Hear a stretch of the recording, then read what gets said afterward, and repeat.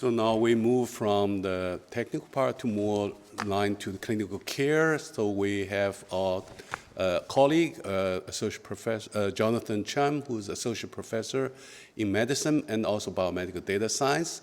And Dr.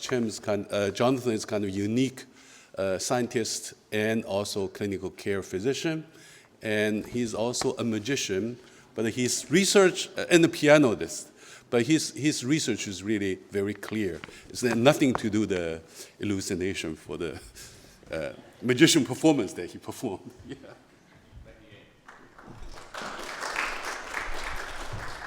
All right, fantastic. Thank you. Just to kind of warm up a little bit. You know, Arthur C. Clarke famously once said, any technology sufficiently advanced is indistinguishable from magic.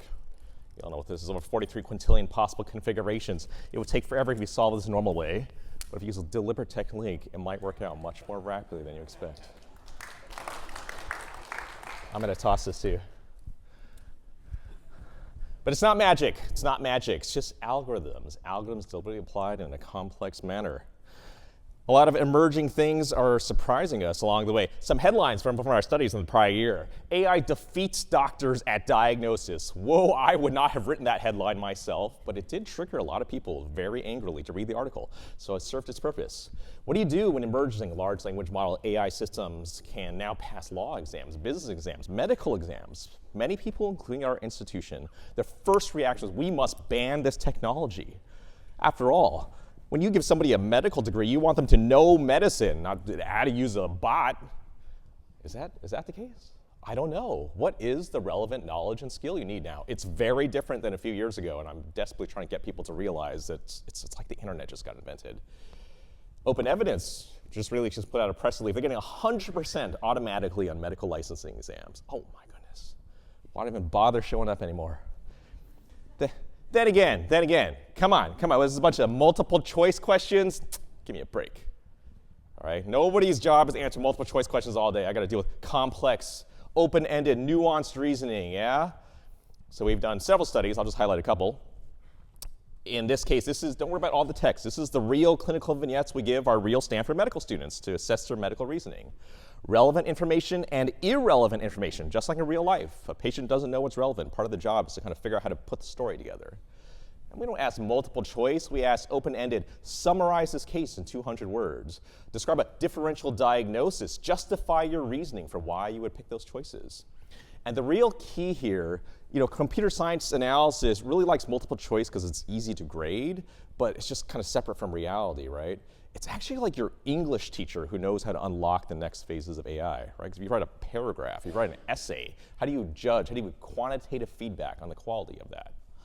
So again, it's actually the educators who know how to go next. They have a grading rubric. Well, this is the exact rubric they use to grade our students.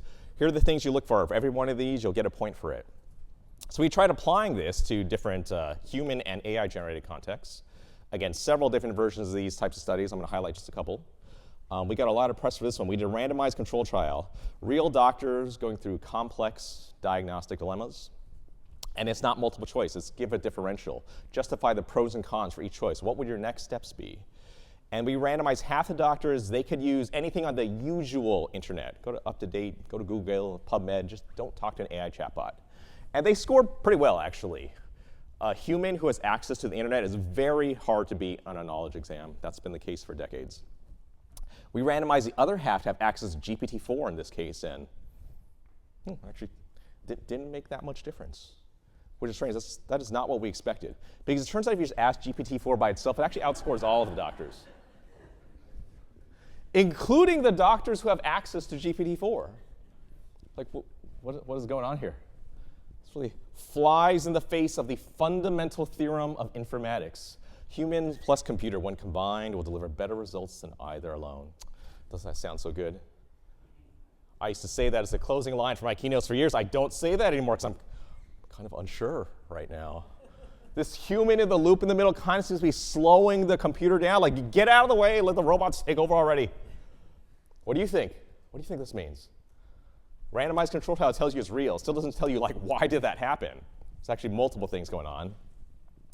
But you'll have to go to my deeper talk or other papers we'll describe further.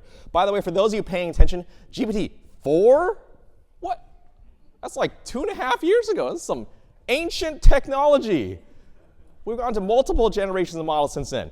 And as we raced to get this study done, we did this study like a year ago. But the pace of, this is going to come out in a very major scientific journal pretty soon. But this study was done over a year ago. Peer review cannot keep up with the pace of technology movement right now. Is the exact same structure I showed you. This is doctors plus usual internet and diagnostic cases. They do okay with GPT-4, not that much different. GPT-4 does even better. But then we tried O1 Preview, one of the first reasoning models, which way oversimplification. It's a chatbot is autocomplete. A reasoning model sort of talks to itself in a chain of thought, and that seems to lead to better results. So O1 Preview kind of looks like it does even better. We actually technically can't tell, because the last two are so close to 100%, it's saturating. You cannot statistically tell the difference anymore. So we've also done evaluation of, say, management reasoning. Diagnosis is a classic medical test question. In reality of practice, we rarely struggle with diagnosis. There's some rare diseases, odd presentations. You usually know the diagnosis. The question is like, what do you do about it? The patient has metastatic cancer. Should you do surgery? Should you do chemotherapy? Can you tolerate this side effect? How do you counsel a family? That's what you actually struggle with in medical practice. So a very complex set of cases like this. Doctors plus usual internet, they do okay, but by design, this is a very hard test. Expert consensus grading is very laborious to evaluate this. Doctors plus GPT-4, they actually do better. They do better. Humans can learn to use tools and actually make a difference. About the same as if you asked GPT-4 by itself. Oh, and by the way, that would be O1 Preview on that. And remember, that was like a year ago, right? That was the cutting edge a year ago, and now it's like four generations beyond this at this point. What else can you do? Well, this is like, I have heard this critique. This is a bunch of vignette-based cases. That's not real life either. And like, I get it. That's not real life either. Why would you trust anybody who can pass that test? Here's a question. If you think such vignettes are so purposeless, why do they make human doctors take tests with these vignettes all the time? It's because there's some correlation to something that can signal. Nonetheless, we went to some real cases now. Stanford has an electronic consultation system. Primary care doctor sees you, but oh, your case is a little too complicated. I'll send you to a specialist where you might get an appointment in 6 to 9 months. For reals, that is the situation for a lot of high demand specialties. Or we can e-consult. I will email a specialist and they'll email me back an answer within a few days. Now that's a purely electronic transaction, no physical exam required, and still you can get useful consultation. So just here's a concrete example. We want to evaluate how different modern language models would do on some of these types of cases. So here's a real scenario. This is a real question. Primary care doctor had a patient with COPD, history of smoking, and oh, the patient has all these seborrheic keratoses, these SKs popping up on their back. And they sent a message to the dermatologist like, is this normal? Anybody have any idea? It's like there's like a thing. And it's like, it's got a name. There's a thing that I remember in med school that this is about. So the specialist responds, wait a minute. A sudden eruption of seborrheic keratosis might be Lesser-Trelot sign. Ensure appropriate AI cancer screening because this patient probably has cancer. This is a paraneoplastic syndrome. If you have 1 or 2 of these show up as you're getting older, that's normal. You should not have this sudden eruption. We asked many modern language models, including medical-specific ones, and found that 20% of them said, yeah, there's something weird here. You should go do a workup, make sure they don't have cancer. But that means 80% of them said nothing. Ooh, that's kind of scary. We're starting to rely on this for medical advice, yeah? Oh, and just for reference, we also asked 10 internal medicine doctors. None of them realized that you should do additional workup here. So what is your benchmark for quality and success? This one's still in preprint phase now. We just recently submitted this, but just tested several different models, 100 real cases. We're expanding this at this point, and kind of designed as this gigantic multiple choice question, right? There's thousands of medications, thousands of lab tests you go, or what would you do? And I'll just highlight some of the highlight findings here.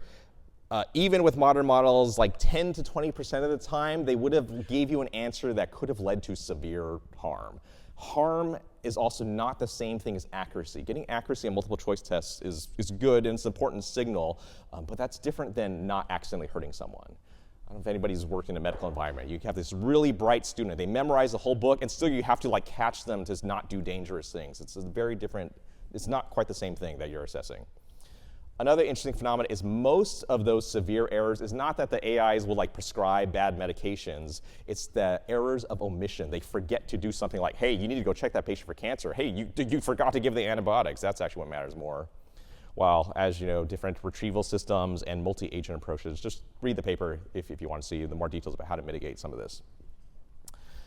We've already heard about chat HR. These are happening in live systems right now at Stanford. We're one of the first, really, in the world to enable that capability. It's still a maturing technology, but it creates things that are possible. I'll just point to other fun things happening in our group and broadly. Lab tests is one of the most common and overutilized things in the medical space.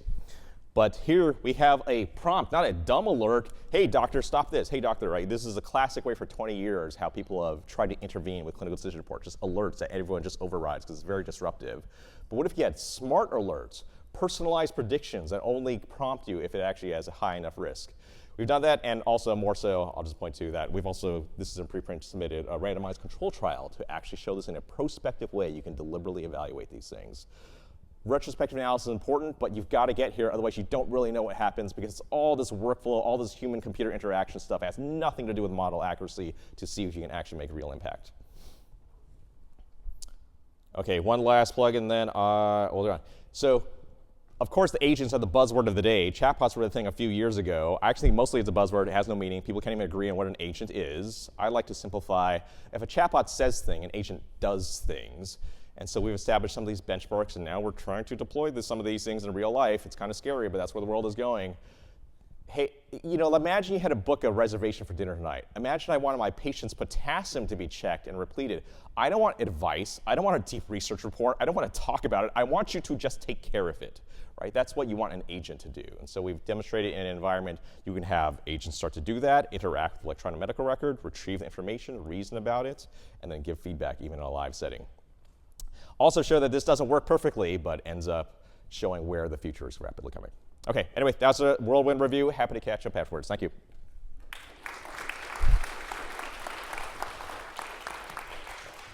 So now we have time for questions. Oh, we do. Okay. Okay. Any questions? So one quick question when we talk about the clinical, the randomized trial with the outcome scale, is that longitudinal to see the actual endpoint or just based on the grading? Which one? We did a few trials in there. The complicated, the 001, that 090, the other one's about 50. Is that for the outcome, right? The complication Sure. For that one, that was kind of a reasoning evaluation. So in some sense, you say have people take a test basically and see randomizing which tool they have access to, and then graders grade the quality, being blinded to what it was, as opposed to the smart alert thing. That was actually just deployed in clinical settings, and then some patients, doctors got the alert and some did not, and then we assessed those. You can see the endpoint actually. Yeah, you got it. Yeah, go ahead. Sure. I think we all kind of aware in the room that this debate going on, you know, if the machines are going to take over the human and how healthy are, and people already start asking complicated questions to chatbots. My just curiosity is how you're envisioning moving forward that it could be help in more precise clinical trial designing and recruiting process. I know that we are talking on the other end, but I'm just like curious how you are seeing moving forward in the future in that space. Sure, I think clinical trial, recruitment, execution is kind of very direct applications. How do you even find those patients, right? Essentially a mass population screening. And those patients who really fit your inclusion criteria are there, but how do you find them? You can do deliberate, sort of opportunistic recruitment as they show up, or you can massively scour the records to find them. Well, there's some risk prediction, essentially risk of being qualified for the trial, but then also it's all buried in the notes. Oh man, what a pain in the butt. But now with these emerging language models, it becomes much more feasible to find them in a way that would have, you know, auto-translate a document, auto-find the medication. You used to have to hire an NLP team 6 months to work on something like that. Now, out of the box, all these language models do a pretty good job, a lot of that. It's still not going to replace everything you can do, but there's definitely parts of what you can do that are massively efficient. Okay, we're definitely over time now if we take every one of these questions, but I'm happy to catch up afterwards. So if the future clinical trial use the agentic approach, like selecting of patients, so if some patients, they are lack of clinical data, like necessary clinical data, like for example, the oncology trial, the HER2 expression status. So on this kind of situation, is there a selection bias you should consider when you run these trials? Sure, there is definitely selection biases, reporting biases. Dr. Freeze talked about a lot of these, right? EMR data is not representative of anything normal at all. It's highly selected for people who tend to go to the medical system, who tend to report and complain about their symptoms. And those people need treatment too. Like, that's not a bad thing to find them and treat them, but you're missing out on large populations that aren't really reporting them as well. So it depends on how broadly applicable you need your trial to be. If you need to prove something in a focus set, it's good, but you should be aware and look for other survey methods to reach people broadly. I'm happy to catch up afterwards. I think we're at time, and thanks for the connection. Thank you.